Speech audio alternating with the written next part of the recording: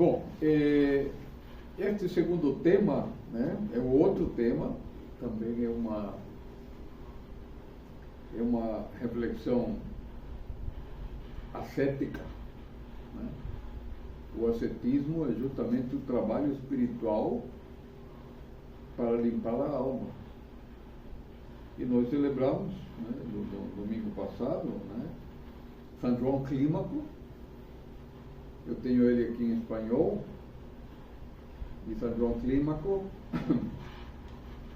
era monge e trabalhou muito, né, no mosteiro Santa Catarina do Monte Sinai, belíssimo. E é o mosteiro mais antigo, né, da cristandade. E aí então ele elaborou isso é fruto da prática, hein? É que experiência. Então ele tem uma obra onde ele vê a alma subindo, elevando-se em degrau, como uma escada. Lembram da escada de Jacó? No sonho dele, né, ele viu uma escada. Então a escada é um símbolo universal, é o símbolo do conhecimento, né, da ascensão espiritual. Ok? Então, a cada degrau é um desafio para a alma, né? Você tem que trabalhar uma virtude, ou, aliás, a virtude é o remédio para cada doença da alma, para cada pecado. Né? Entendeu? E então eu trouxe para vocês o oitavo degrau. O oitavo degrau tem simplesmente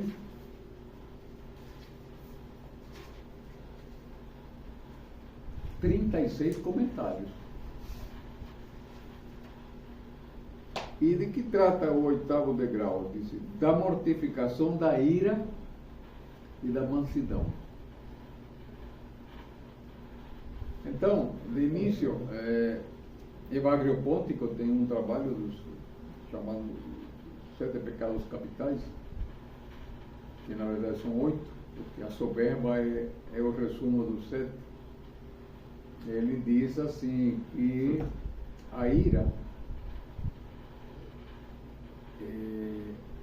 é um pecado grave, porque a ira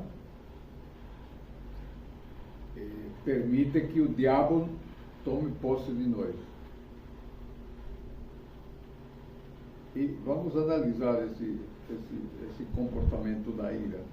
Veja, a ira, ele cega a racionalidade. Pela ira, qualquer um é capaz da maior barbaridade. Ser capaz de bater em alguém, ferir, matar. Tomado pela ira, se você tem uma faca na mão, na hora você atira, descarrega. Então o que significa a ira? Significa que é permitir que o demônio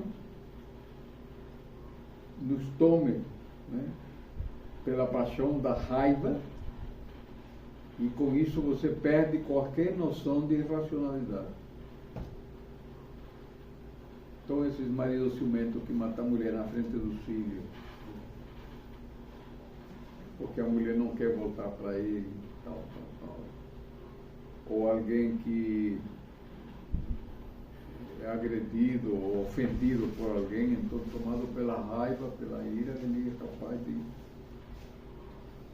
fazer qualquer barbaridade. Então, nesse sentido, a ira nos transforma em demônios.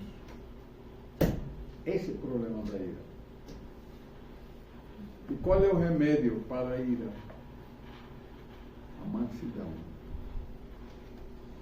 Mas, padre, isso nesse caso é a ira quando a pessoa simplesmente se irar, ou é uma ira tão grande que é capaz de fazer essas coisas? Porque eu conheço um cara que ele é bem infame na internet, chamado Paulo Cogos. ele argumenta gritando às vezes quando está irritado. Sim, mas qual é o problema aí? Nesse caso, o que, quando está irritado, gritando, seu marxista, não sei o que, ele começa a xingar e começa a dar.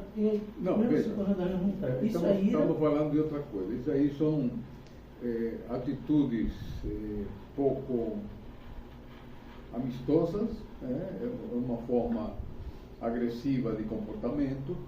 Aqui estamos falando de outra coisa. Mas isso dele não é ira, é? Veja, eu acho que estamos falando aqui da ira quando você é tomado por uma emoção de raiva. E essa faz com que você perca a capacidade de pensar. Então você é capaz de fazer um mal. E a gente vê, olha, no trânsito as pessoas se matam. Amigos que estão bebendo juntos, um mata o outro por causa de uma besteira. Então, quer dizer, estamos falando aqui de uma paixão violenta da ira. Agora, você está falando de um camarada que gosta de se expressar dessa forma. Não, ele é agressivo porque, veja, aqui estamos falando de ira em relação a uma atitude que você tem diretamente com uma pessoa, objetivamente falando. Você está falando para um público no microfone ou na internet, não tem um sujeito aí, um objeto da sua ira. Estamos falando aqui de uma briga. O que significa aquele versículo que diz, ireis, mas não pequeis? Significa o quê? Aquele versículo que fala, ireis, mas não pequeis. Isso é outra coisa. Por exemplo, se eu vejo uma pessoa na igreja profanando alguma coisa, eu vou ficar muito irado. Porque aí se trata de você defender alguma coisa que tem valor, que é sagrada, e então você reage, não é contra a pessoa, mas é contra a ação que aquela pessoa está desenvolvendo. Neste caso aqui da ira, se trata de um sentimento que vai contra alguém. Está falando daquele marido ou ex-marido ciumento. O ciúme, por exemplo, abre uma porta para a ira.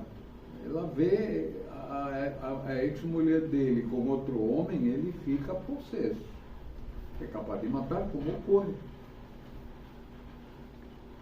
Inclusive, São João Crisóstomo, ele fala que manter-se manso diante de sacrilégio é demoníaco. Sim, é o contrário da questão. Né?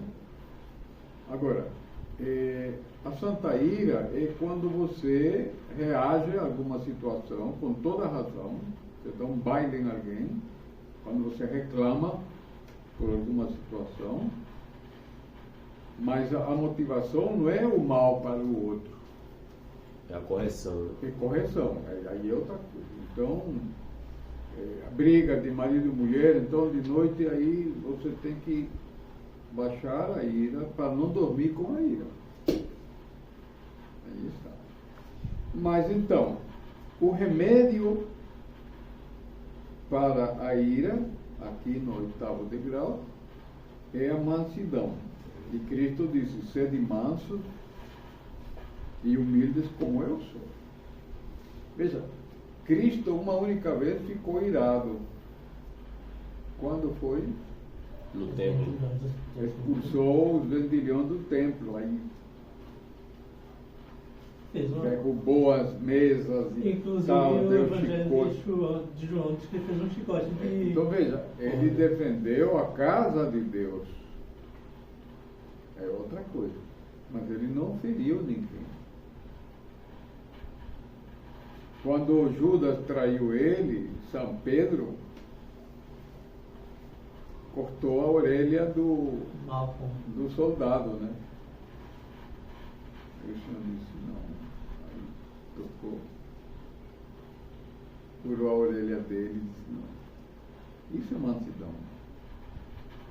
Agora, a chave, vamos ver aqui uma chave para entender. como vamos ter uma chave aqui no item 18, presta atenção. Se o Espírito Santo é chamado paz da alma, a ira é a perturbação.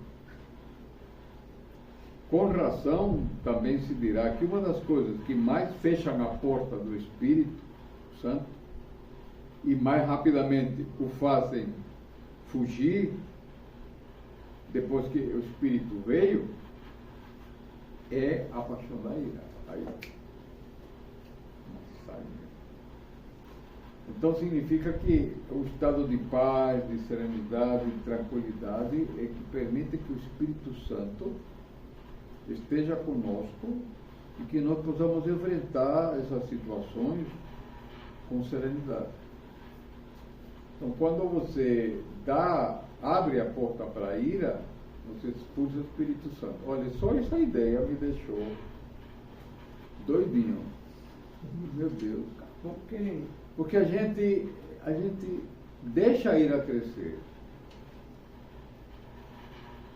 Então, se você pensa direito, peraí, o Espírito de Deus não combina com a ira. Não é uma boa chave. Né? A perturbação é tudo que o inimigo quer, que você perca a racionalidade. Você não enxerga mais as coisas. Olha só. Deixa eu ver o que mais aqui.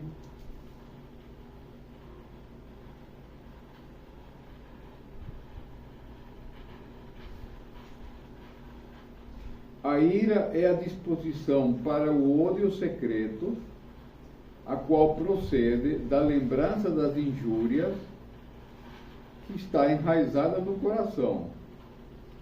Ira é o desejo de fazer mal a quem nos ofendeu. A vingança é o instrumento da ira. E é por isso que a Escritura diz: a vingança é de Deus. Não, deixa que Deus. Deixa. Então são soluções que não funcionam, né? Você querer resolver e não, porque ele ofendeu minha honra. Aqui tu tem honra, menino. Tem honra de quê? De onde? E tudo isso daí é fruto do orgulho, né? Aí você vai vendo de onde vem. Aí tem todos os companheiros, né? O orgulho, a vaidade, a soberba. Lúcifer, ele se enfureceu por causa do orgulho, né? Também, né? Orgulho. Então, veja, quando Adão pecou por orgulho, porque ele quis ser como Deus. Ele disse: olha, você como Deus achou que podia, né? Entendeu? E aí ferrou-se. Bom, está claro qual é o tema? Então, para terminar, diria assim, que veja a utilidade que é um tratado espiritual. Não é moralismo, não. É pior. Moralismo é pior, porque isso aqui é a destruição da pessoa. Então, quando São João Clímaco sugere que a mansidão é o remédio, é porque a mansidão vai controlar e acalmar a ira. É por isso que as virtudes, veja só, as virtudes, a palavra virtude vem do latim virtus, que significa força. Então, as virtudes, você tem que usar a força da alma para fazer o bem, para não agredir, para não responder, né? Esse autocontrole é você ficar com o espírito. E aí já entra o luz, né? Não, é outra coisa. Ficar com o espírito significa o estado de paz, não é questão de conhecimento. É claro que o NUS participa na medida que você conhece a situação. O NUS é o observador. Exatamente. Então, a virtude é o que você vive mesmo. Então, há um conhecimento nisso, evidentemente. O NUS conhece, né, o quadro, né, a situação, tá entendendo? Bom, ficou mais claro. Então, nós temos aqui, como já falei, 36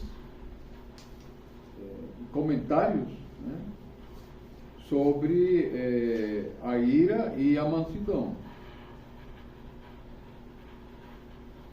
Veja só, vou ler mais uma. Olha, tudo isso aqui é uma coisa. Diz assim, número 13 diz assim: também deveis saber, irmãos, que algumas vezes os demônios se escondem e astutamente deixam de tentar-nos, para que nós nos descuidemos e fiquemos negligentes com o ócio e a falsa segurança, para que nos acostumemos a essa vida frouxa e descuidada e venha a ser incurável o nosso mal. Olha só, rapaz, é uma guerra espiritual. Por isso que no momento da liturgia fala esse tempo todo, estejamos atentos. Que você, então, quer dizer, o espírito tem que estar atento, né? O que está acontecendo? Então, a gente tem que observar nossas emoções, nossas paixões, sabe? É um trabalho muito interessante, muito, muito interessante. É vigilância, né? A vigilância do espírito, ok? Tá bom?